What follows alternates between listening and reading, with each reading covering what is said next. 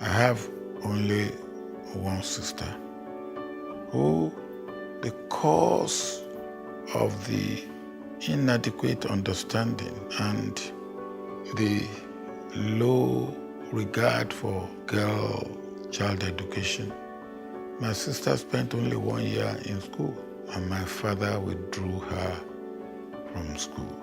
In sub-Saharan Africa, 33 million primary school-age children do not go to school, and 18 million of these children are girls. Closing the gender gap in primary and secondary education is the only viable path to educating nations and reaching the goals of international development. Olusegun Obasanjo Foundation is one of our biggest clients from Nigeria, and they help with funding, initiatives and strategies for all kinds of charities, predominantly in Africa. And today being the International Day of the Girl, with a reference to education, United Nations started in 2011, December 19th. It's quite a fundamental inauguration we're having here for a launch. In Africa, we have a major problem. It's not easy being a woman in the world. It's not easy being an African woman in the world. It's even harder being an African girl in Africa. For me, it's quite interesting to see women coming together, as well as personal, speeches from Sherry Blair, from Princess Fifi, and the campaign continues.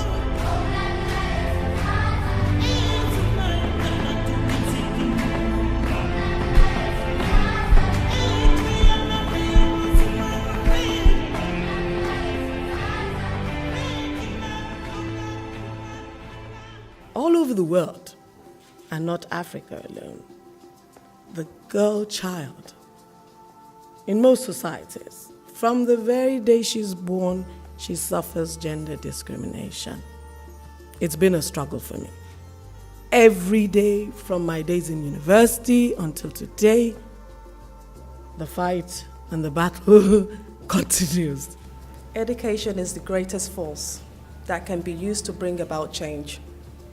It is also the greatest investment that a nation can make for quick development of its economy, political, and human resources. Across the world, girls, simply because of their gender, are second-class citizens. They suffer cultural and institutional discrimination, not just from outside society, but actually within the family itself. So through the Girl Child Development Program, we aim to create these girl-friendly schools, which will then have a knock-on effect on the quality of girls' education and their performance and learning outcomes. The foundation will work directly with schools in Africa to provide bursaries to girls who are affected by hardship. Grants will also be awarded to promote curriculums for girls in science, technology, engineering, and mathematics subjects.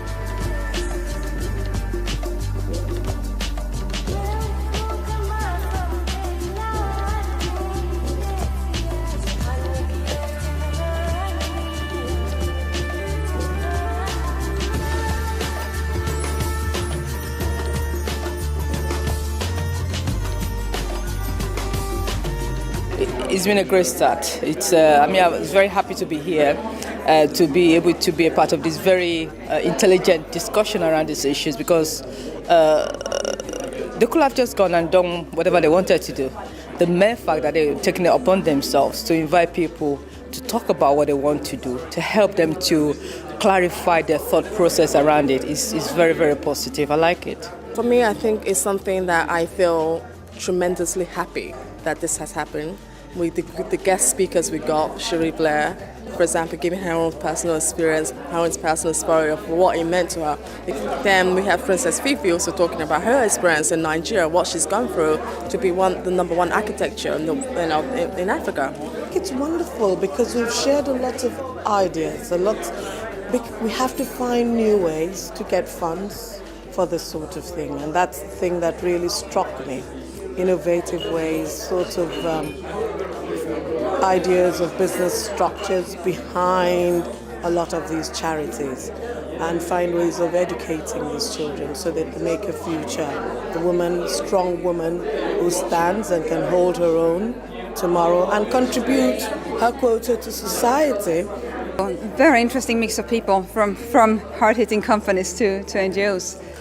People came up with some, I thought, very creative ideas. So this goal of having a 2 to 3% goal for each company to money set aside of their revenue for girls' education. I mean, it makes perfect sense. It's just been amazing, and just to hear the panelists when they talked very passionately about how different sectors can engage, what is it that we need to do, what should we be saying, and making sure the panel also realized that Africa is not just a country, it's actually a continent, and that there's different ways we could work together to make things work.